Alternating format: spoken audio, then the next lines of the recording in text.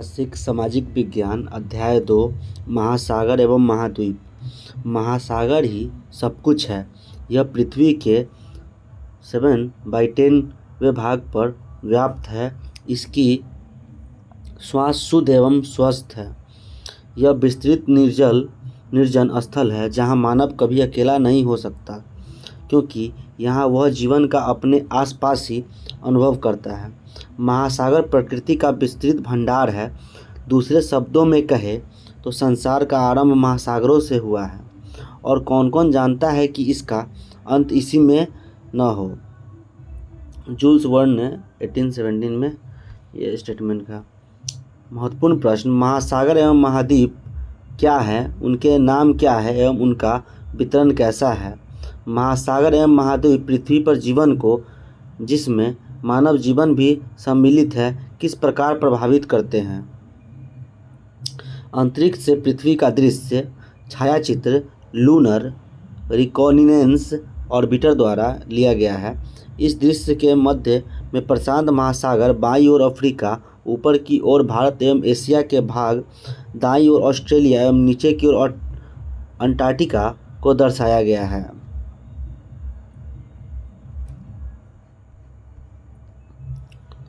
आइए अब हम अपने ग्लोब की ओर लौटते हैं और इसे धीरे धीरे घुमाते हैं।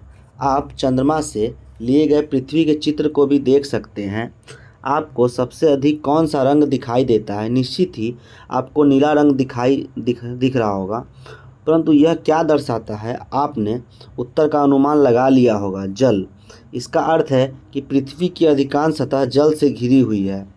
वास्तव में पृथ्वी का 3/4 भाग जल से घिरा हुआ है। इसी कारण अंतरिक्ष से देखने पे पृथ्वी नीली दिखाई देती है।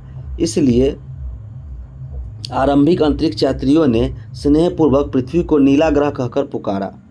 ग्लोब पर हम जो सबसे बड़ी जल राशियाँ देखते हैं उन्हें महासागर कहते हैं। चित्र 2.1 में दर्शाए गए पृथ्वी के चित्र में आपको एक अन्य रंग भूरा भी दिखाई देगा। यह भूमि का रंग है, जो ग्लोब के लगभग 1/4 भाग पर फैला हुआ है। भूमि के एक बड़े भाग को भूखंड कहते हैं एवं भूमि के एक बड़े निरंतर विस्तार को महाद्वीप कहा जाता है। पृथ्वी की जलवायु के निर्माण में महासागर एवं महाद्वीप दोनों महत्वपूर्ण भूमिका निभाते हैं। ये जीवन के सभी पहलुओं को प्रभावित करते हैं, जिसमें सभी जीव जंतु, पौधे एवं मानव जीवन भी सम्मिलित है।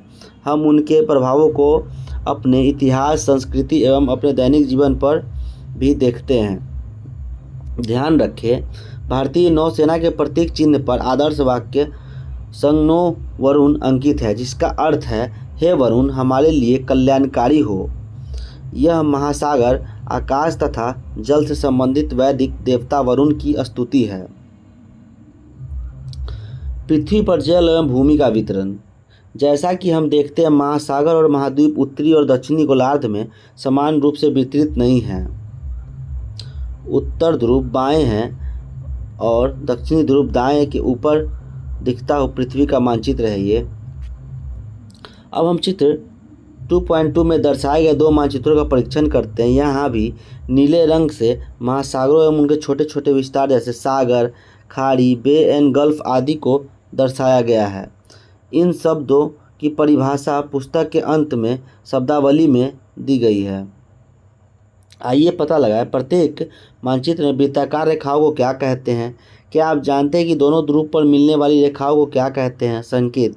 आपने इनके विषय में पिछले अध्याय में पढ़ा है, परंतु यहाँ इन्हें अलग प्रकार से प्रस्तुत किया गया है। इस गोलार्ध में अधिक जल है। किस गोलार्ध में अधिक जल है? आपके अनुसार उत्तरी एवं दक्षिणी गोलार्ध में जल एवं भूमि का अनुपात कितना होगा? समूह में चर्चा कीजिए। क्या सभी महासागर एक दूसरे से जुड़े हैं या उनके बीच कोई विभाजन है? समुद्री जीवन, समुद्री एनीमोन पर तारामीन, ये प्रवाल भित्ति है, कोरल लीफ्स, ये शार्क हो गया, ये डॉल्फिन, ये स्पर्म वेल, माँ एवं शिशु। उष्णकटिबंधीय बहुरंगी मछलियों के साथ सतही प्रवाल भित्ति, ये सवाल है। एम्परर पेंगुइन है। बोनेयर समुद्री टर्टल। पृथ्वी पर उपलब्ध जल का अधिकांश भाग महासागरों में है, परंतु यह जल लवणीय खारा है एवं मानव सहित बहुत से स्थलीय जीवों के उपभोग के लिए अनुपयोगी है। दूसरी ओर अलवणीय जल पेयजल का प्रकृति पृथ्वी के जल संसाधनों में अत्यल्प हिस्सा है। यह हिमनद, ग्लेशियर, नदियों, झीलों, वायुमंडल एवं भूमिगत जल के रूप में व्याप्त है। आइए विचार करें, जब पृथ्वी पर जल प्रचुर मात्रा में उपलब्ध है, फिर भी जल की कमी अथवा जल संकट की इतनी चर्चा क्यों सुनाई देती है? जल संरक्षण के कौन कौन से उपाय से आप अवगत हैं? इनमें से किसका उपयोग आपने अपने घर, विद्यालय, गांव, उपनगर एवं नगरों में होते देखा है? उपनगरों में होते हुए देखा है। महासागर। पृष्ठ 32 पे दिए गए चित्र 2.3 में विश्व के मानचित्रों में हम पाँच महासागरों जैसे प्रशांत महासागर, अटलांटिक महासागर, हिंद महासागर, आर्कटिक महासागर एवं दक्षिणी अथवा अंटार्कटिका महासागर को देखते हैं। हमने यहाँ 5 महासागरों के नाम बताए हैं। जैसा कि मानचित्र से स्पष्ट है कि ये वास्तव में अलग अलग नहीं हैं। महासागरों का यह सीमांकन प्रचलन से अधिक कुछ नहीं है, क्योंकि प्राकृतिक जगत ऐसे किन्हीं भी सीमाओं का पालन नहीं करता। उदाहरणतः समुद्र जल विभिन्न महासागरों में बहता रहता है, जो विविधतापूर्ण समुद्री जीव को समृद्ध करने में सहायक है। अनेक प्रकार के पौधे एवं जीव जंतुओं की विभिन्न प्रजातियां इन महासागरों में पाई जाती है। समुद्री वनस्पति जगत में छोटे पौधे एवं समुद्री शैवाल, एल्गी एंड सीवीड सम्मिलित है। समुद्री प्राणी जगत में हजारों प्रजातियों की रंगीन मछलियाँ, डॉल्फिन, व्हेल और अनगिनत रहस्यमयी गहरे समुद्री जीव शामिल है। सूर्य की रोशनी वाली सतह से लेकर अंधेरी गहराइयों तक समुद्र के प्रत्येक क्षेत्र में जीवन के विविध रूप पाए जाते हैं। समुद्री महासागरों एवं सागरों में पाए जाने वाले अथवा उससे संबंधित संबंध। वनस्पति जगत का मतलब होता है किसी विशेष क्षेत्र अथवा कालखंड में पाए जाने वाले पेड़ पौधे। प्राणी जगत किसी विशेष क्षेत्र अथवा कालखंड में पाए जाने वाले जीव जंतु। 5 महासागरों, उनकी पारंपरिक सीमाओं और महाद्वीपों को प्रदर्शित करता हुआ विश्व का मानचित्र। अंटार्कटिका, दक्षिण महासागर। अंटार्कटिका, दक्षिणी अमेरिका, उत्तरी अमेरिका, अफ्रीका, यूरेशिया, ऑस्ट्रेलिया। प्रशांत महासागर, अटलांटिक महासागर, हिंद महासागर, प्रशांत महासागर और आर्कटिक महासागर। आइए पता लगाएं, नीचे दिए तालिका में बताइए कि 5 महासागर किस गोलार्ध अथवा गोलार्धों में अवस्थित है? प्रशांत महासागर, अटलांटिक महासागर, हिंद महासागर, दक्षिणी महासागर और आर्कटिक महासागर। मानचित्र में देखने पर यह स्पष्ट होता है कि प्रशांत महासागर सबसे बड़ा है। दूसरा सबसे बड़ा महासागर अटलांटिक महासागर है। हिंद महासागर तीसरे स्थान पर है, जबकि दक्षिणी महासागर चौथे स्थान पर है। सबसे छोटा महासागर आर्कटिक है। जैसा कि महासागरों के मानचित्र से स्पष्ट है कि हिंद महासागर का विस्तार उत्तर में एशिया, पश्चिम में अफ्रीका, पूर्व में ऑस्ट्रेलिया एवं दक्षिणी महासागर तक है। भारत में दोनों ओर हिंद महासागर के दोनों भाग दिखाई देते हैं, पश्चिम में अरब सागर और पूर्व में बंगाल की खाड़ी। भारत, ये अरब सागर हो गया, बंगाल की खाड़ी हो गया, लक्षद्वीप समूह, अंडमान और निकोबार द्वीप समूह। भारत का यह मानचित्र 1.6 जैसा ही है, किंतु इसमें अरब सागर व बंगाल की खाड़ी को भी दर्शाया गया है। साथ ही इसमें भारत के 2 प्रमुख द्वीप समूहों को भी दर्शाया गया है। द्वीप समूहों से संबंधित जानकारी पृष्ठ 36 पर दी गई है। महासागर और आपदाएं। इस अध्याय के आरंभ में दिए गए पृथ्वी के चित्र को फिर से देखिए। आपने ध्यान दिया होगा कि पूरी पृथ्वी पर कुछ सफ़ेद आकृतियाँ दिखाई देती है। क्या आप अनुमान लगा सकते हैं कि वे क्या हैं? वे बादलों के विशाल समूह हैं। ये बादल महाद्वीपों में वर्षा लाते हैं। उदाहरण के लिए भारत में होने वाली अपेक्षित मानसूनी वर्षा महासागरों से उत्पन्न होती है। इस वर्षा के अभाव में हमारी कृषि और पूरा जीवन अस्त व्यस्त हो जाएगा। महासागर तूफानों को भी जन्म देते हैं। अत्यधिक वर्षा वाली विध्वंसक घटनाएं अथवा अति प्रचंड हवाएं जैसे कि चक्रवात विश्व के तटीय क्षेत्र में दूर दूर तक क्षति पहुंचाते हैं। एक अन्य प्राकृतिक आपदा सुनामी भी समुद्र में उत्पन्न होती है। यह विशाल और शक्तिशाली तरंगें होती है जो महासागर तल में त्रिभूमिका अथवा ज्वालामुखी के फटने के कारण आती है। सुनामी हजारों किलोमीटर तक जाकर तटीय क्षेत्रों को डुबा सकती है, जिससे व्यापक स्तर पर हानि होती है। 26 दिसंबर 2004 के दिन हिंद महासागर के आसपास भारत और अन्य 13 देश प्रचंड सुनामी से प्रभावित हुए। यह सुनामी इंडोनेशिया में आए भूकंप के कारण आई थी। इस आपदा में 2 लाख से अधिक लोग की जान गई। भारत में अंडमान एवं निकोबार द्वीप समूह पृष्ठ 33 पर चित्र 2.4 देखिए और पृष्ठ 36 पर द्वीपों के संबंधित उपखंड को भी देखिए। तमिलनाडु और केरल के तटीय क्षेत्र में इससे भीषण रूप से प्रभावित हुए और जान माल की अत्यधिक क्षति हुई। इस प्रकार की सुनामी कभी कभी आती है, किंतु यह अत्यधिक विध्वंसकारी होती है। हालांकि तट से टकराने से पहले इसका अनुमान लगाया जा सकता है। बहुत से देश इस प्रकार की पूर्व चेतावनी प्रणाली हेतु मिलजुल कर काम करते हैं। विशेषकर भारत समेत बहुत देश हिंद महासागर सुनामी चेतावनी प्रणाली में सहयोग कर रहे हैं। इससे जान माल की रक्षा करने के उपायों में सहायता मिलती है। जिन घटनाओं के कारण जान और माल की क्षति होती है उन्हें आपदा प्रबंधन के अंतर्गत नियंत्रित किया जाता है।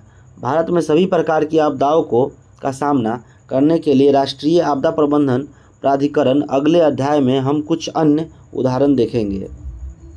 महाद्वीप क्या होते हैं? महासागरों के मानचित्र चित्र 2 में महाद्वीपों को भी दर्शाया गया है। आप कितने महाद्वीपों को गिन सकते हैं? इसका उत्तर इतना सरल नहीं है, क्योंकि इनकी गिनती कई प्रकार से की जाती है। यह हमारी रुचि पर निर्भर करता है कि हम 4 से 7 के बीच किसी भी संख्या की सूची बना सकते हैं। इसके कारण निम्नलिखित है। उत्तरी अमेरिका और दक्षिण अमेरिका को सामान्यतः 2 महाद्वीपों में गिना जाता है, परंतु यदि देखा जाए तो यह एक ही भूखंड है, इसे एक भी समझा जा सकता है। यूरोप और एशिया को सामान्यतः 2 महाद्वीप माना जाता है, यद्यपि मानचित्र में यह स्पष्ट दिखाई देता है कि वह एक ही भूखंड है। ऐतिहासिक और सांस्कृतिक कारणों से यूरोप का विकास एशिया के विकास से बहुत भिन्न प्रकार से हुआ है, इसलिए इन्हें 2 महाद्वीपों के रूप में देखा जा सकता है। हालांकि भूगर्भ शास्त्री सामान्यतः इन्हें एक ही महाद्वीप मानते हैं, जिसे यूरेशिया कहा जाता है। अफ्रीका और यूरेशिया को सामान्यतः 2 महाद्वीप समझा जाता है और कभी कभी एक भी समझा जाता है। तालिका में महाद्वीपों की अलग अलग प्रकार की गिनती को सार रूप में लिखिए। 4 महाद्वीप अफ्रीका और यूरेशिया हो जाएंगे, अमेरिका, अंटार्कटिका और ऑस्ट्रेलिया। 5 महाद्वीप में आ जाएंगे अफ्रीका, अमेरिका, अंटार्कटिका, ऑस्ट्रेलिया और यूरेशिया। 6 महाद्वीप में आ जाएंगे अफ्रीका, अंटार्कटिका, ऑस्ट्रेलिया, यूरेशिया, उत्तरी अमेरिका, दक्षिणी अमेरिका। 7 महाद्वीप में अफ्रीका, अंटार्कटिका, ऑस्ट्रेलिया, एशिया, उत्तरी अमेरिका, दक्षिणी अमेरिका और यूरोप। व्यवहारिक रूप से 7 महाद्वीपों की अंतिम सूची को ही व्यापक रूप से अपनाया और प्रयोग में लाया जाता है। ध्यान रखिए, आपने ओलंपिक खेलों के प्रतीकों में से एक प्रतीक ओलंपिक के 5 छल्लों को अवश्य देखा होगा। ये छल्ले विश्व भर के खिलाड़ियों को एकत्र होने का प्रतीक है। इन छल्लों को 5 बसे हुए महाद्वीपों अफ्रीका, अमेरिका, एशिया, ऑस्ट्रेलिया और यूरोप का प्रतिनिधित्व करने के लिए चुना गया है। आइए अब पृष्ठ 36 पर दिए गए आरेख को देखें, जो 7 महाद्वीपों की सूची पर आधारित है। यह उनके वास्तविक आकार को नहीं अपितु सापेक्षिक आकार को दर्शाता है। उत्तरी अमेरिका, दक्षिणी America, Europe, Asia, Africa, Australia और अंटार्कटिका। वर्गों की संख्या को गिनिए और सबसे बड़े एवं सबसे छोटे महाद्वीप का नाम बताइए। कौन सा महाद्वीप बड़ा है? उत्तरी अमेरिका अथवा दक्षिण अमेरिका, अफ्रीका अथवा उत्तरी अमेरिका, अंटार्कटिका एवं ऑस्ट्रेलिया। आरेख में यूरोप और एशिया को एक ही रंग से भरिए और उसे यूरेशिया के नाम दीजिए। उसे आकार की तुलना दीजिए अमेरिका से कीजिए। छोटे महाद्वीप से लेकर बड़े महाद्वीपों तक सूची बनाइए। द्वीप क्या होते हैं? यदि आपने इस अध्याय में आरंभ में दिए गए 2 मानचित्रों को ध्यानपूर्वक देखा हो तो आपने पाया होगा कि महाद्वीपों में संपूर्ण भूखंड सम्मिलित नहीं है। भूमि के कुछ छोटे छोटे भाग छूट गए हैं। चारों ओर जल से घिरे हुए भूखंड को द्वीप कहा जाता है। महाद्वीप भी चारों ओर जल से घिरे होते हैं।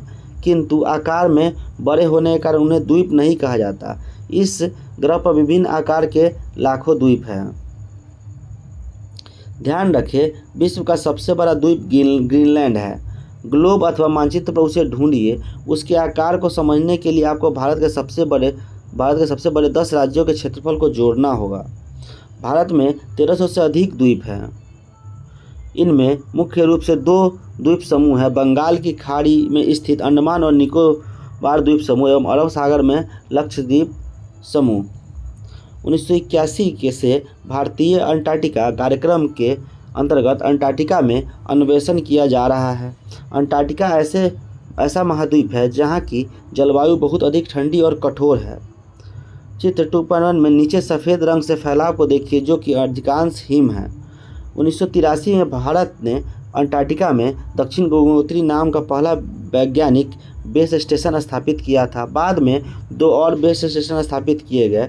इस सुदूर प्रदेश में भारतीय वैज्ञानिकों के लगभग 40 दलों ने विशेष रूप से जलवायु और पर्यावरण के विकास पर शोध कार्य किए। वैज्ञानिकों के रहने के लिए यहाँ बने आवास में एक पुस्तकालय और यहाँ तक कि डाकघर भी है। महासागर और जीवन। महासागर और महाद्वीप पर्यावरण के अत्यावश्यक भाग है। भले ही हम ध्यान न दें, पर ये हमारे जीवन के अधिकांश पक्षों को प्रभावित करते हैं। हमने उल्लेख किया है कि महासागरों से महाद्वीपों पर वर्षा होती है।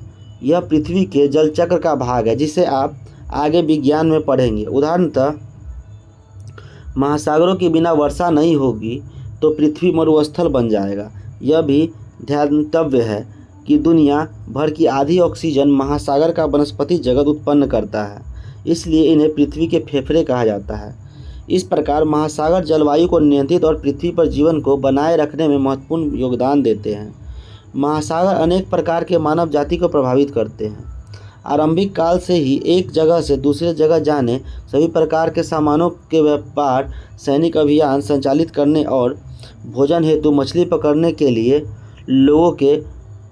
लोगों ने महासागरों और सागरों की यात्रा की है। महासागरों ने पूरी दुनिया के तटीय क्षेत्रों पर रहने वाले लोगों की संस्कृति को भी पोषित किया है। उन सभी संस्कृतियों की किंवदंतियों और कहानियों में समुद्री देवताओं और देवियों, समुद्री दैत्यों और समुद्र के कोसों, महासागर के खतरों और उनके आशीर्वाद की बातें मिलती है। ध्यान रखें, हमारे दिन प्रतिदिन के जीवन में महासागर की महत्वपूर्ण भूमिका को याद रखने के लिए संयुक्त राष्ट्र ने 8 जून को विश्व महासागर दिवस के रूप में घोषित किया है। क्योंकि महासागर भोजन और औषधि के प्रमुख स्रोत और जैव मंडल के महत्वपूर्ण भाग के रूप में हमारे ग्रह के फेफड़े के रूप में कार्य करते हैं। वैज्ञानिक अध्ययनों से यह पता चलता है कि मानव की बढ़ती समुद्री गतिविधियों ने महासागरों को प्रदूषित किया है। हम प्रतिवर्ष लाखों टन प्लास्टिक कचरा समुद्र में फेंकते हैं, जो समुद्री जीव जंतुओं का जीव संकट में डालता है। प्रदूषण के और भी बहुत से प्रकार होते हैं। परिणाम स्वरूप समुद्री पर्यावरण पर खतरा मंडरा रहा है। समुद्रों में आवश्यकता है से अधिक मछली पकड़ना भी समुद्री जीवन के पतन का एक और कारण है। हम सभी का सामूहिक दायित्व है कि पृथ्वी और मानवता के भविष्य के लिए महासागरों को बचाने का प्रयास करें। आगे बढ़ने से पहले पृथ्वी की सतह पर विस्तृत जलाशय को महासागर और विशाल भूखंडों को महाद्वीप कहा जाता है। महासागर आपस में जुड़े हुए हैं। महाद्वीपों को विभिन्न प्रकार से गिना जाता है, किंतु सामान्यतः इन्हें 7 महाद्वीपों के रूप में गिना जाता है। दक्षिणी गोलार्ध की तुलना में उत्तरी गोलार्ध में स्थल भाग अधिक है। महासागर सभी प्रकार के समुद्री जीव को पोषित करते हैं और विश्व की जलवायु में महत्वपूर्ण भूमिका निभाते हैं। अत्यधिक मानवीय गतिविधियों के कारण इन पर गंभीर प्रभाव पड़ता है और इन्हें सामूहिक रूप से संरक्षित करने की आवश्यकता है।